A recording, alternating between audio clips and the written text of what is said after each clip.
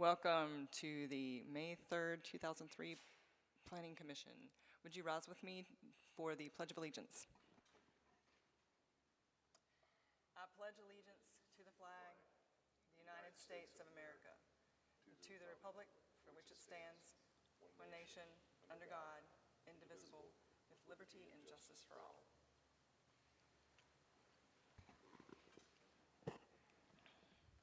Mr. Attorney, do we have a quorum?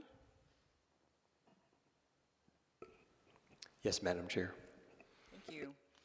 And Ms. Bradshaw, would you read our opening appeal statement, please? Yes, thank you. All matters requiring commission action shall be presented to the Planning Commission by the planning staff and the applicant.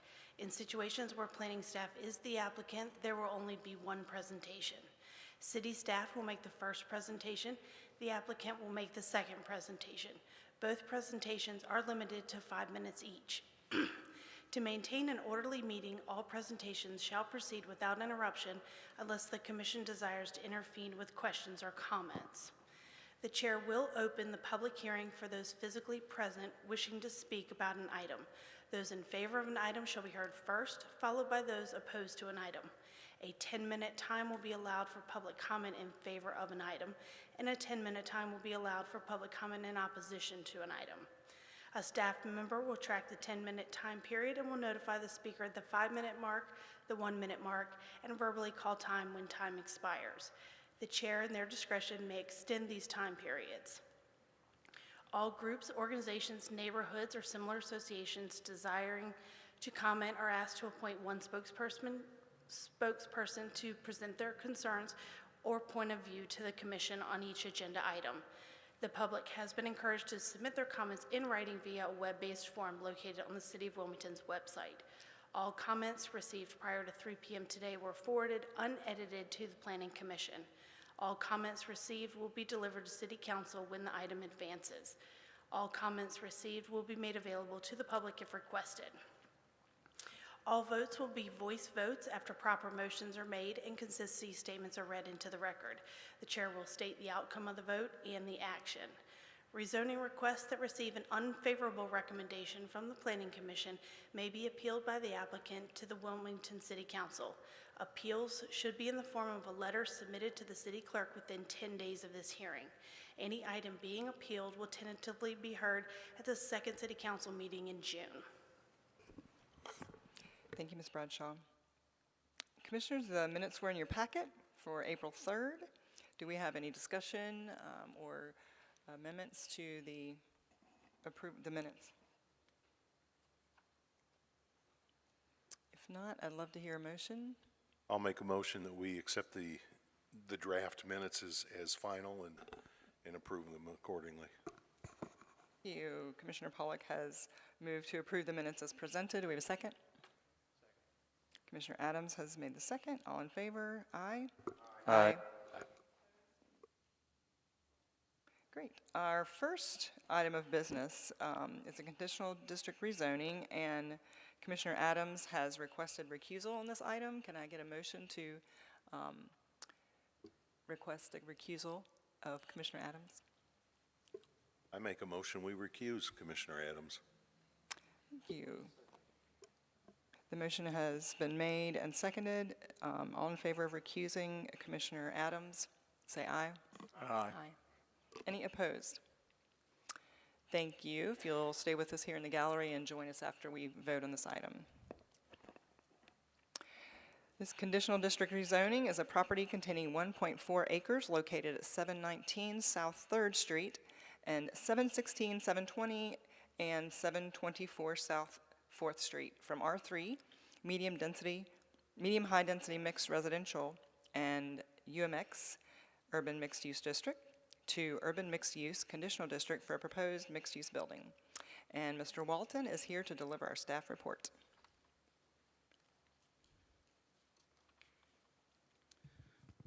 Thank you, Madam Chair. The subject site contains approximately 1.4 acres on 4 parcels. All 4 parcels are vacant. 716 South 4th previously contained a contributing structure built in 1915 but was demolished in April of 2023. The previous use for 719 South Third was an automobile repair and gasoline sales, but was also demolished in the early 2000s. This is an overall view of the location of the site in question tonight. These are some of the existing conditions. As you can see, it is a vacant parcel located in the block of South Third, South Fourth, and Wooster. These are some of the adjacent properties on South Fourth as well as Third and looking across the street on Wooster. This map shows the current zoning that's out there and the existing land uses all being a vacant property. Tonight, the applicant proposes to rezone 3 parcels currently zoned UMX and 1 parcel zoned R3 to a new UMX urban mixed-use conditional district for a mixed-use development containing 115 residential units and 873 square feet of commercial space. The project also includes 108 structured parking spaces. Access to the site would be provided by a right-in, right-out driveway on South Third and a right-in only driveway on Wooster. The applicant has submitted building elevations, and those are included in your packets. And these are some of the elevations on 3rd Street, Wooster, as well as South 4th. The project has been through some board review previously. The Board of Adjustment granted a variance in January to remove a 36-inch specimen oak and to increase the allowable height of the proposed structure from the by right 45 to the allowable height of 50 feet 8 inches. This was due to a dramatic grade change from South 3rd to South 4th Streets. The Land Development Code requires parking spaces to be set back 20 feet from all rights-of-way.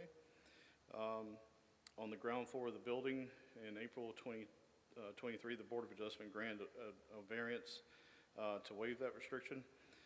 The LDC also requires projects that are more than 1 acre in size to set aside 10% as dedicated open space, and the Design Adjustment Committee has accepted a waiver for instead as a payment in lieu of $33,294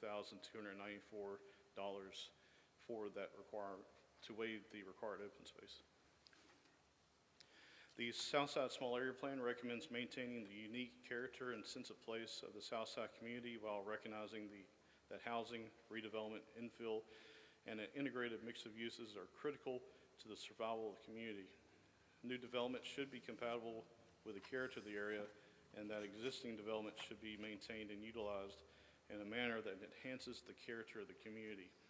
While staff has evaluated the proposal for consistency with several policies, the strategies on the screen strongly support the proposed rezoning. The comprehensive plan calls for development to occur in a compact pattern that reinforces the efficient provisions of public services and utilities, improves the performance of the transportation network, preserves open space, and reduces negative impacts of low-intensity, non-contiguous development patterns. Areas well suited for infill development should increase densities with infill development, mid-rise buildings, parking decks, and other urban solutions. Support for higher density residential development along priority transit corridors is also encouraged. Portions of the strategies from the staff report are on the screen that also show strong support of the rezoning. The proposed rezoning is consistent with the Southside Small Area Plan and the Create Wilmington Comprehensive Plan. Staff believes the request is reasonable and in the public interest and recommends conditional approval with the conditions outlined in the case summary. I'd be happy to answer any questions, and the applicant is also here to make a presentation. Thank you, Mr. Walton. Commissioners, do you have any questions of staff at this time? Commissioner Woodruff? Jeff, just real quick curiosity. The 893 feet for commercial Yes, sir. space, is there any requirement as to how much or how little they can do commercial? There isn't, not within the UMX zone. We have other districts, like commercial district, that has that component built in of so much of a minimum square footage. But in the UMX zone, there's no minimum square footage. I had noticed there's a string of emails in here, and it talked about they were proposing 120 apartments and a maximum 3,500 square feet of commercial space. But, I mean, there's no requirement, it's what you're telling me. 893 is fine as opposed, and they could do 35 if they wanted to. We would still, or zoning code would still consider that a mixed-use building, and this project could be built. They were proposing more commercial space initially, but due to some of the design restrictions of the UMX, they backed it off to what's being proposed tonight. All right, thank you. Thank you, Mr. Walter. Thank you. We'll invite the applicant up to make a presentation.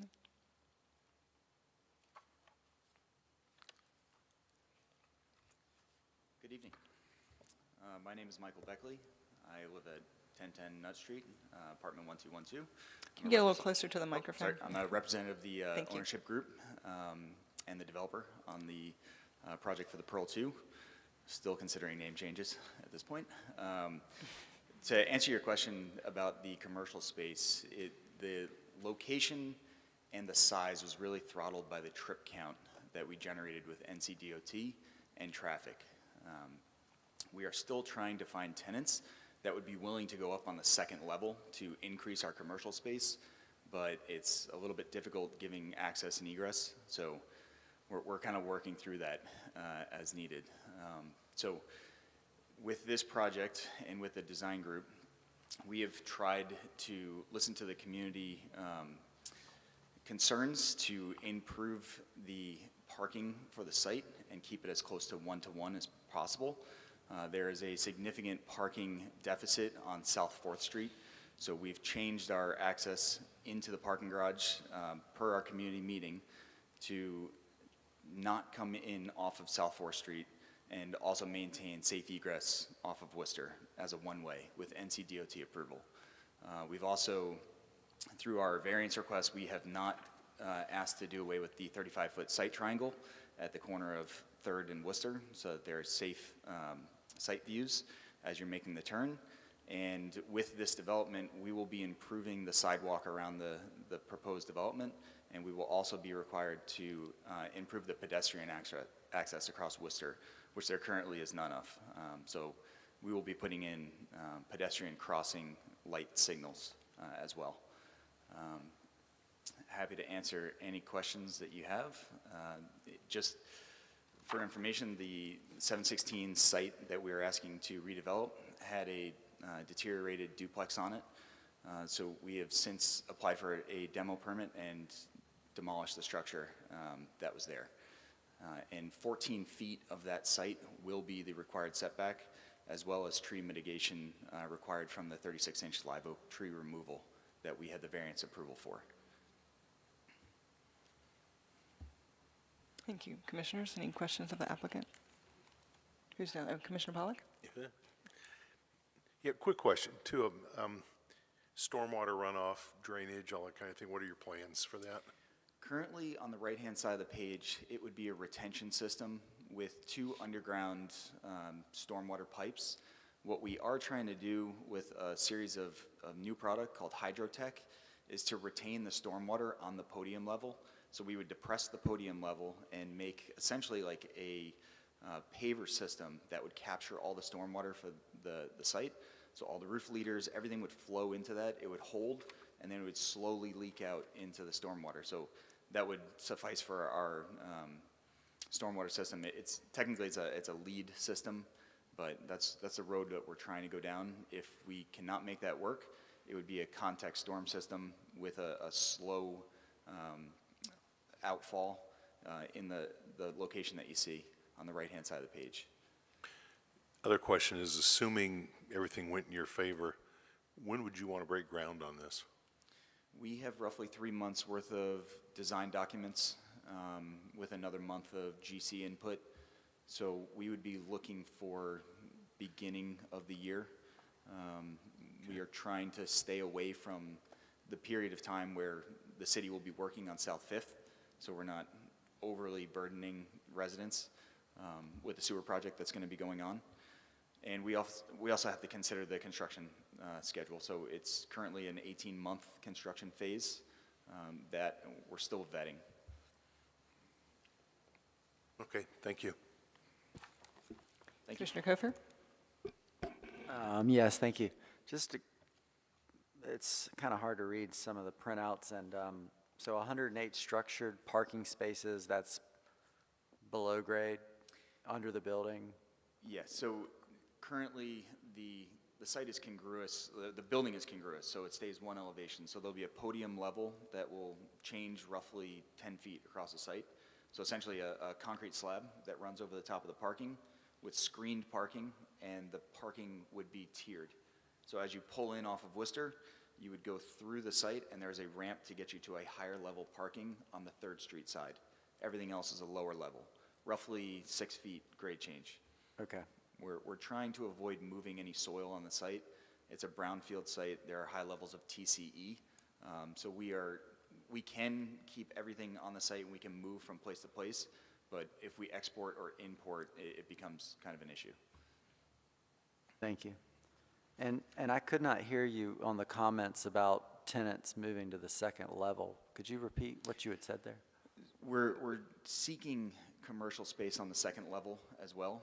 We have an amenity level in the podium, and we have covered amenity, so we'd like to put fitness, kind of a dog run on the 2nd story, potentially a Trex pool, and the ownership group for this development also owns the Jewel, the Pearl, and the Mini Pearl, which they'd like to give those residents access to an amenity space so that they don't have to drive their cars and go to parks in the area. They can physically just walk across the street and use that space.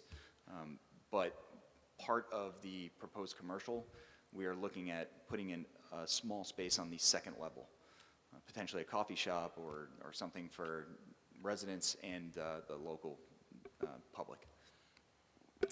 And last, Madam Chairman, would any of those changes after it goes through this process need to come back in front of these boards, or is that something that you would want some flexibility in your conditions or not? I think as long as we stay within our trip count for the traffic patterns, we would not have to come back. And kudos to staff for kind of building that into condition 5. Maximum of 115 residential and no less than 873 square feet of commercial. So I think that gives you, it sounds like that gives you some leeway. Yep. and still meeting the intention of the site plan you've put in front of us. I am happy to hear that you're still pursuing additional commercial. I think that would meet the intent of the UMX a little more than what's in front of us, since there's not that much around in walking distance in that area. So, but I bet there will be in 10 years or so. So it's, thank you for moving forward with the project in this area. I think it's a really good place for this product. Thank you. Commissioner Lennon? So there's no access or ingress or egress from 4th Street? No, 4th Street does not connect to NCO DOT, and per our discussions, it will never. So the street is currently very restrictive in terms of width. We thought that any moving vehicles, any emergency vehicles that would go down there would get stuck. So we opted to do away with the egress off of South 4th. So in the right-in driveway off Worcester, that's in the there's a turn lane. There is an existing turn lane, so it would have a widened apron at the sidewalk, so Okay. you'd be able to turn in. It would provide emergency egress to go underneath the building. We'd give enough ceiling height for fire moving vehicles, so we could stage everything off of the street. And then it would be a right in, right out on South 3rd, because there's a median there. Okay. You put a lot into a small space, Yeah.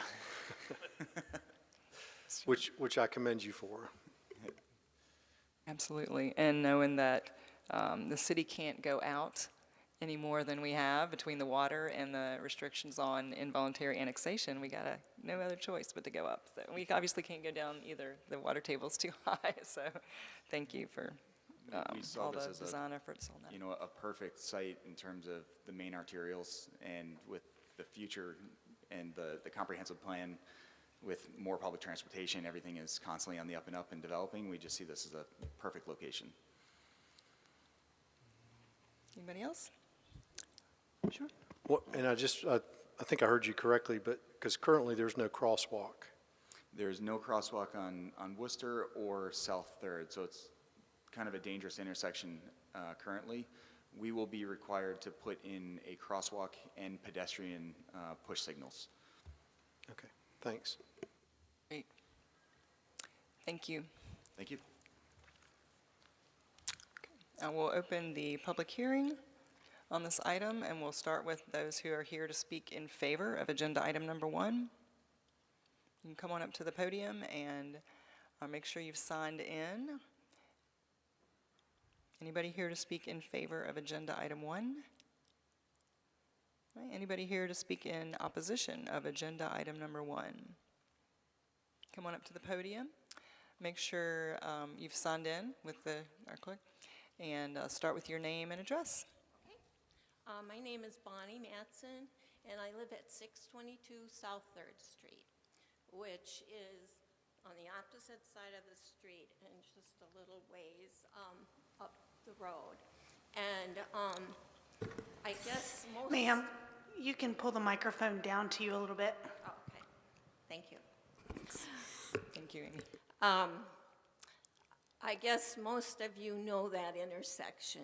If you go to Leland ever, and if you go at 11 o'clock in the morning till about 2, and then about 4 till about 6, it is backed up gridlock all the way. And having this large housing development is going to really add a lot of excess traffic. The fact that there is a median down 3rd Street and the egress coming out of the project can only turn right, then what's going to happen is that then they're going to go quickly over to the left side and whip around so that they can come, that's if they're going that way. But it's potentially a very, very dangerous spot and going to cause a lot of traffic problems.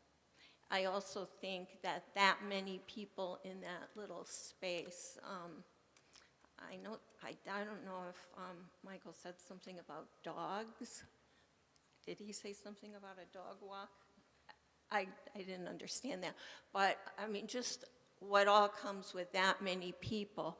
There's no land there, and there's a huge traffic problem with the bridge lanes right there. I mean, it doesn't show on this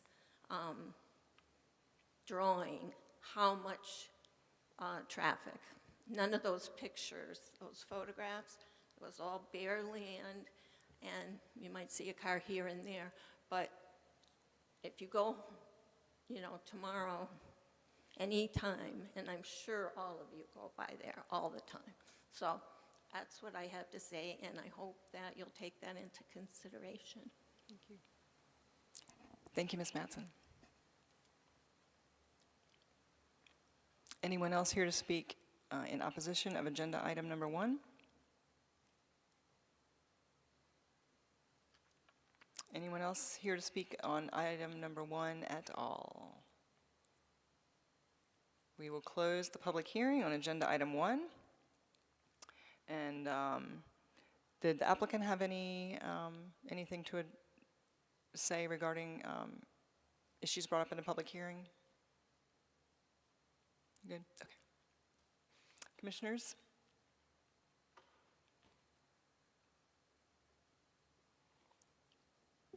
Commissioner Pollack? Yeah, I'm ready to make a motion. Unless there's any other discussion. I'll say one thing regarding the traffic, because that is brought up a lot, especially when we have dense developments and in these visible areas, like when we had a lot of developers taking advantage of the CDMU years ago. And The principle behind dropping a large amount of residential into the commercial districts and on high traffic areas, it's a little counterintuitive, but the principle is that people who were maybe driving further are now not driving as far because they can live in this area. Kind of, I don't know if you've ever driven in and out of DC, but they have if you lived here, you'd be home by now. It's that kind of principle for increasing density in some of these areas. So, and the problems we would have without approving new dense units, dense projects, those problems would be worse if we couldn't move forward with some of the larger housing proposals. Anybody else? Mr. Lennon? I would just echo your comments that realistically, anything on that corner is going to increase traffic, whether it's what it's currently zoned for or if there were something else that were to come. So the trade-off is, I think a developer has taken a site that had challenges to it, has had challenges for a very long time, and is putting a product on it that will provide 115 homes for people to live in. So, and I think managing the one other comment on the traffic, I think keeping it off of 4th Street is a huge plus because it's going on to 2 main arteries as opposed to a residential neighborhood. Thanks.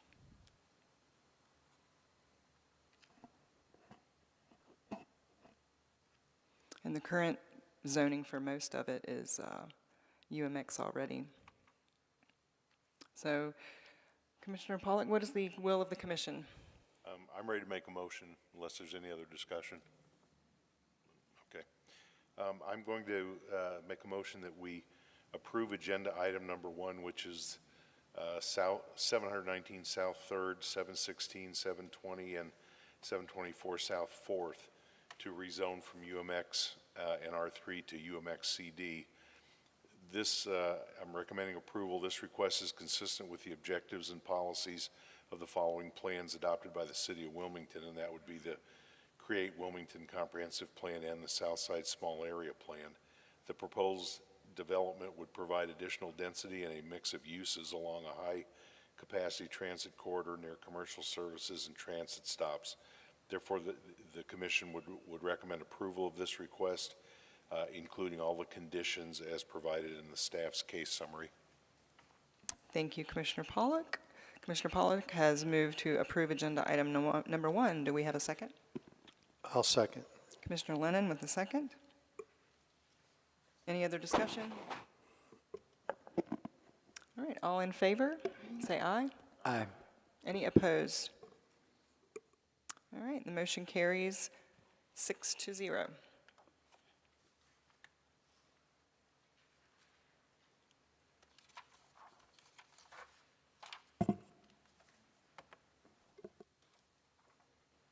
Welcome back, Mr. Adams. Item number 2 is a general rezoning of properties containing 21.44 acres located at 3743 Independence Boulevard from O&I CD, Office and Institutional Conditional District, to RB Regional Business District. And Mr. Harris is here to present our staff report. Madam Chair, we have a request by the applicant, and I'd like to request that you allow him to make that request. Okay. Breaking news. Mr. Nichols. Good evening, Madam Chair, members of the commission. I'm Matt Nichols. I'm an attorney in Wilmington. I represent Cameron Properties Land Company, the applicant. And we've had a number of discussions with planning staff about this project over an extended period of time. And they've been good discussions. I know that there are some concerns that staff has, as noted in the staff report. And we think that we can address those concerns. We have had discussions as recently as 20 minutes ago, and they've been, even this evening, very brief, but I think very productive discussions. And I think that if we were allowed an additional 30 days, we can try our best to address those concerns. And we want to be respectful of the commission's time and not go through a presentation this evening. And we think, in light of that, we are respectfully asking for a continuance. I think it would be To the very June helpful 7th? to the request, yeah. Yes, Okay, thank you. thanks. Glad to answer questions. Does anyone have any discussion? If not, I'd like to hear a motion to continue item number 2 to a date certain of June 7th. Moved, motion by Commissioner Woodruff. And who's our second? Second.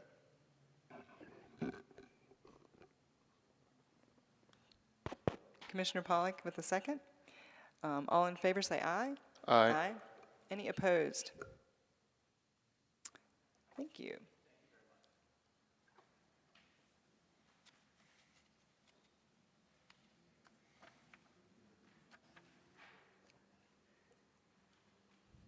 All right, now we have an item that is being brought forward by staff. Follow-up from a voting item we had of amendments at our last meeting. Welcome, Mr. Chambers. Thank you. Good evening, Madam Chair, members of the commission. Last month, the commission voted on a package of amendments. One of those amendments was the proposal to amend the provision for the placement of fuel canopies and fuel pumps. So at that time, we presented two options.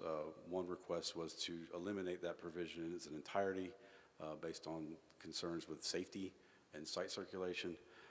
Staff provided an alternative to that, which would restrict, actually exempt properties that had less than 200 feet of street frontage from that requirement. We felt that that was a compromise that could be reached to where, I got an image here that will help explain. If you have less than 200, it might force you to put the canopies behind the building, reducing visibility. But if you had greater than 200, it would allow you to meet a side-by-side approach and increase that visibility. So that was a compromise that we presented. I think we had a fruitful discussion last month, but I don't think we got clear direction from you folks as to which one you recommended, if either. So we wanted to put this before you again this evening to see if we can get some direction from you guys, and we appreciate your patience with us on this. Okay, so we're not to vote on anything. You would just like us to continue discussion regarding the fuel canopy options. Yeah, we're not voting per se. We just wanted to get your thoughts and some guidance, and if there's something we could pass on to council as to what your thoughts were on this.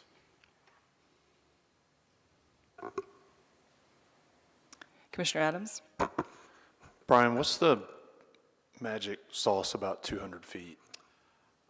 There's no magic sauce. We looked at a few gas stations that have been coming through, and it seemed to be anything over 200 could meet the standard. So we wanted to kind of, we threw the number out and we thought it was reasonable. I think it's open to discussion. If that's something you wanted to look at, we could do that. Commissioner Woodruff? I'm just confused. What did we discuss or come up with that is confusing now? Well, no, when we went through the amendments last month, we talked about 4 or 5 of them, and I think we honed in on 1 and 7, which we pulled for further consideration, but there was no further discussion on this particular amendment. So when you voted for recommended approval, it was difficult for us to interpret, well, you recommending approval of staff's recommended alternative, or was the original request as presented? So I remember the discussion, one of them being basically the size of the lot. What would it allow for compliance and understanding if a smaller lot's not going to be able to make it? And so Correct. That's where this is coming from, right? I mean, this Yes, idea sir. of 200 feet is, Right. And that comes back to staff's recommendation of if you don't have 200 feet, you shouldn't be forced to meet the standard because you are creating an unsafe condition. okay.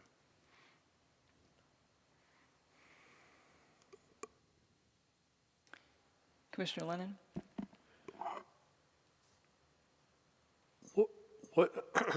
What's the motivation to, what's the motivation? I guess, period. So as part of the code rewrite, we were challenged with finding ways to improve the form and aesthetics of our road corridors. A lot of that has to do with building placement, parking placement, the placement of automobile-centric kind of uses like car washes and fuel canopies, street trees, that kind of thing. This is one of those provisions to where we wanted to make the building the more prominent feature on the site and the fuel pump the secondary feature. So that's just one thing we're doing to try to improve the form and aesthetics along the corridors. So the thought, okay. So what do you do at College and Oleander? I guess my concern is, and I understand the intent, but I get nervous when we start getting into designing businesses that we don't deal with every day. Right. If you'll give me the pleasure, I do have some examples of 4 or 5 that have actually come in that have met the standard. We have 5 different companies that have come in recently, and I've got the site plans for them. One would be the 7-Eleven at Market Street in Birchwood. You can see the placement of the building on the corner with the fuel canopy to the side. We also have the Wawa, which you guys saw recently. The building's on the corner with the fuel canopy on the side. We also had a Royal Farms submittal for pre-TRC. This, again, shows the building up front with the canopy off to the side. And this is at the corner of Inglewood and Oleander Drive. This is at the old Romanelli site. We have another one on Shipyard and Independence. This is the Sheets. This is a by right use because it's already zoned regional business. They have the building on to the side, and the fuel canopy is behind that front plane. And then we also have an example in River Lights at the corner of River Road and Arnold, where they've achieved that same design.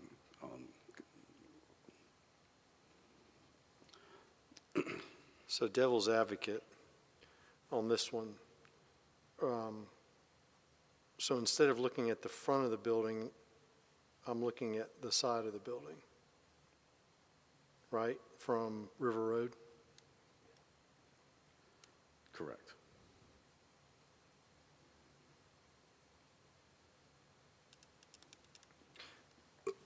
I mean, I hate to dig back into all this, but I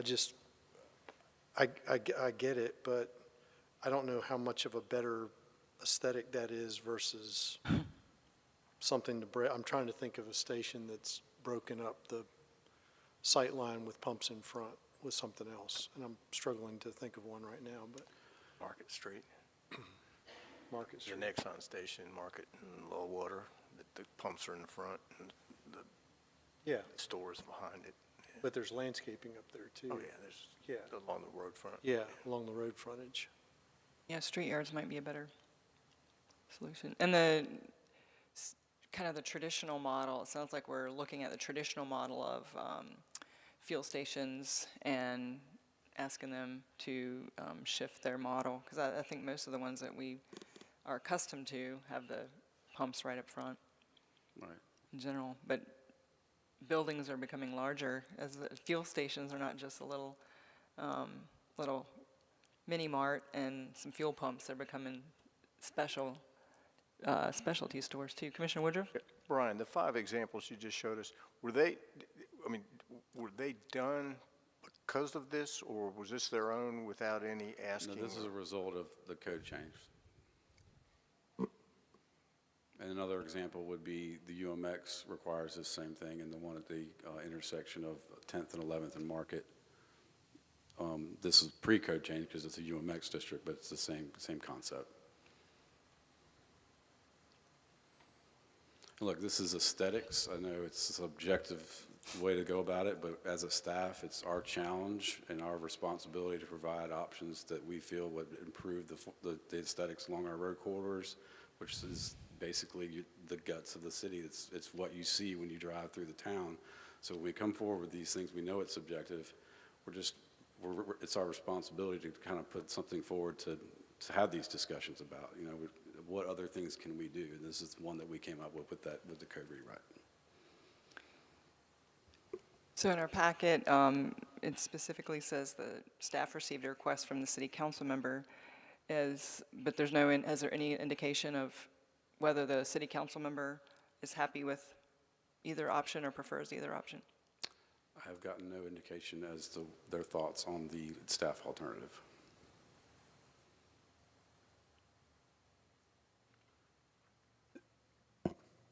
Commissioner Lennon? The only thing I'm struggling with, work with me for a second, go back to the original MX zoning that Linda's predecessor, before her predecessor was here, and there was a little part in that clause that limited the size of retail buildings to 25,000 square feet. And I remember specifically because of that limitation, we struggled to get a grocery store on that particular site. And ironically, now it's all apartments and single family. My point is I just worry that we're trying to dictate the way some of these businesses, the traditional models, should operate. And I hope we're not hurting ourselves, limiting opportunities. That's what I'm worried about. I agree, and I guess as a respectful rebuttal, I've got examples of them meeting the standard, and they're still coming, so. Which, touche, but respectfully back, these are all large corporate entities. Fair enough. So they've got these plans, is it file A, B, or C that they submit versus, Joe Citizen and decides to partner up with a lady and build a gas station. They probably don't have the same kind of resources. Understood. Fair enough. Anything else for staff at this time? Thank you, Mr. Chambers. Yep.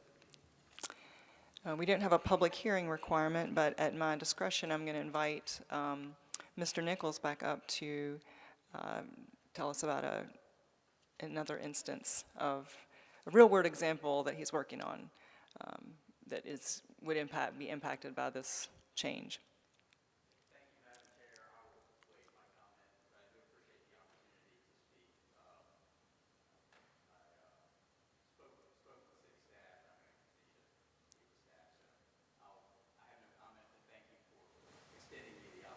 Okay.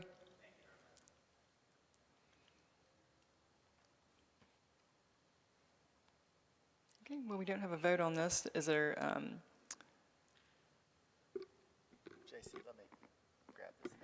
Commissioner I mean, Cofer? I'm just going to speak off the cuff. I understand the principle and the motive wholeheartedly. And then when you go down below 200 linear feet, those sites are going to be more congested. I'm just trying to think of different examples in my mind. I do have one question though. What in the event, Cat 5 hurricane comes through here and wipes some stations out that were arguably, would they, let's say they're 205 linear feet of frontage, their pumps are out front, their canopy's out front. Would they be able to come back? Would they be able to rebuild on that site? I believe there's provisions of the code in that situation, they'd be able to rebuild what was there. Okay, fair enough. So Like what natural disaster, a fire, that kind of thing. Okay. That answers one question. At the last meeting when we had the workshop, John brought up, I think, the BP at Landfall Center, where the retail shop's in the middle and the pumps and the canopy flank it. And I was driving around town. I mean, the Exxon on the corner of Oleander and Greenville Loop seems to have that same sort of layout and design. But when you get beyond this, the linear feet, the campus size, the space size grows, and it's able to conform to the prescribed code, then it seems to make sense if that's desirable. But at the same time, I hear what John's saying 100%. I mean, I think to use Danny's word for architectural, being really prescriptive about site design, that's the direction we would be going in some ways. Thanks. Well, since we don't have a vote requirement, I would like to hear from all the commissioners at some point on this. So, Commissioner Goins? I agree with what John's saying, where we're trying to dictate site design where some sites there might be advantages to doing stormwater up front, and then the pumps would be next to stormwater, so there is some concern there that based on some engineering possibilities, this could be a constraining, I guess,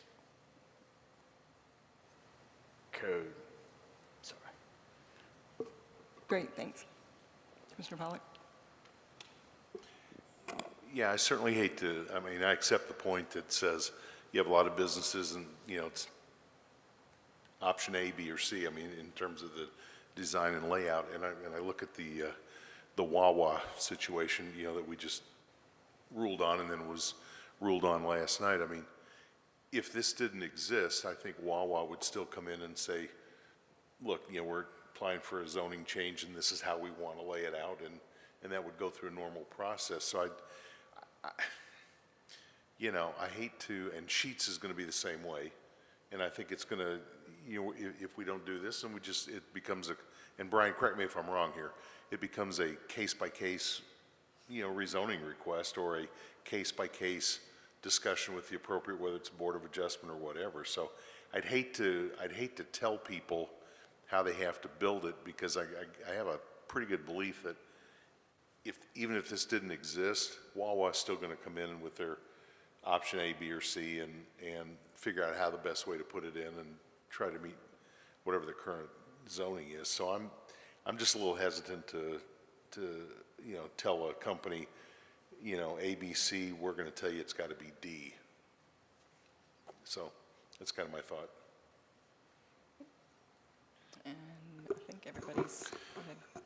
It seems to me like this side-by-side preferred orientation potentially would be something that could work on inline parcels that weren't on a corner, maybe. But every one of the examples we looked at is on a corner. And it's just curious to me how in every situation, the rear or service portion of the building ends up on the secondary street. I mean, clearly these buildings have a front door and they have a back door. And what happens in the back door is where the trash is, that's where the dumpsters are, that's where the generators are. So I'm not sure that from a architectural and siting standpoint, when we have this implied on a corner lot, it always puts sort of the best building face forward on one of the streets.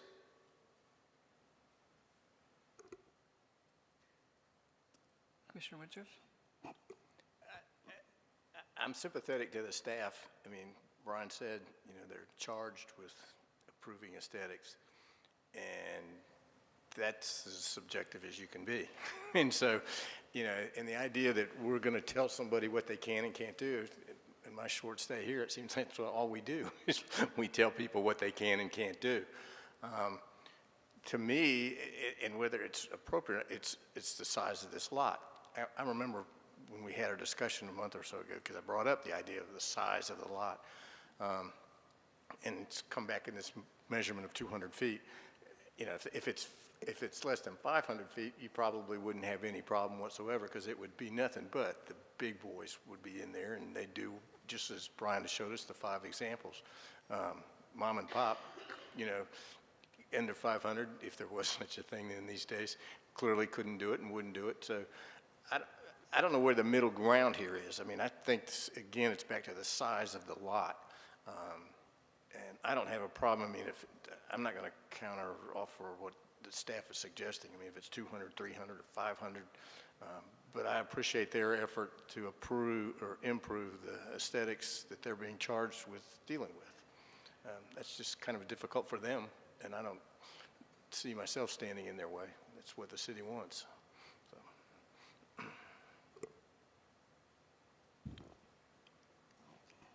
Okay. It's done. There's no vote, so there's like, when am I done? But I think if we're finished providing input, then I think we're going to move on to other items from the commission? Anybody have anything? Commissioner Pollock? Brian, on the examples you showed us, are these all like shovel-ready projects? I mean, approved, zoned? They're in degrees of shovel-ready. I think one project has been released, the others, there's a few that are about to be released for construction. Okay. A couple of them, like I said, one was just submitted for a pre-TRC. So they're all in the process. I think a few of them are a little bit more baked than others. But I mean, there's no rezoning issues at this point, correct? Well, the Wawa was rezoned, and that's the site plan that they're going to build. Yeah. The others, I believe, are by right based on the zoning that's in place. Ah, okay. That's what that, thank you. That's the answer I was wondering. Thank you. And I will say, staff appreciates the discussion. It is a complicated issue, and it's, again, it's subjective, so we appreciate you taking the time to indulge us on this one. Commissioner Lennon, did you have additional? I did, but I would just first say, if you feel you're better off than you were when we started, you're a very wise man. You could scrape together some. I wanted to follow up. Last month, we put aside items 1 and 7 on the LDC amendments. I just wanted to know where we were with those. I think we're looking for a sit-down with folks that are interested in those amendments to start a discussion. So I think I think you mentioned last month that you'd be interested, maybe Mr. Pollock was also interested in sitting down and beginning some discussions. And if there's others that you think should be at the table to start those, let us know, and we'll go ahead and set up a meeting to do that. Okay. Thank you. Yeah, and I'd still like to do that if that's appropriate. Okay. I'll reach out to both of you in the morning, and we'll get that going. Okay, great. All right, if there's nothing else from the commission, what do we have from the staff? Last night, council heard 2 items. Both were approved. One was the Wawa at the corner of 17th and Wellington. The other, it's escaping me right now. What was the other item? I'm sorry. Yes, Sterling Place. I'm sorry, Sterling Place. The senior housing project at 5029 Carolina Beach Road. It was annexation and a rezoning. And that was approved unanimously by City Council. I apologize for my lapse in memory. I will note that the applicant did take the commission's suggestion of looking at the building height and changing to a flat roof, and they actually presented an elevation last night of a flat roof building to reduce the height, and the council accepted that as the preferred elevation.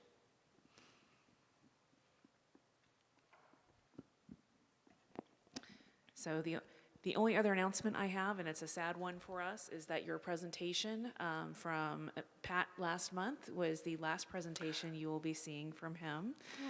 We are happy for him, but he has chosen to move on to a job in the private sector, so it's a loss for us, but it's an adventure for him, and we wish him the best. Thanks for telling us. All right, if there's no other business, then I would love to hear a motion to adjourn. I make a motion to adjourn. Commissioner Pollock, do we have a second? Second. And all in favor Aye. for that one? We're adjourned. Thank you.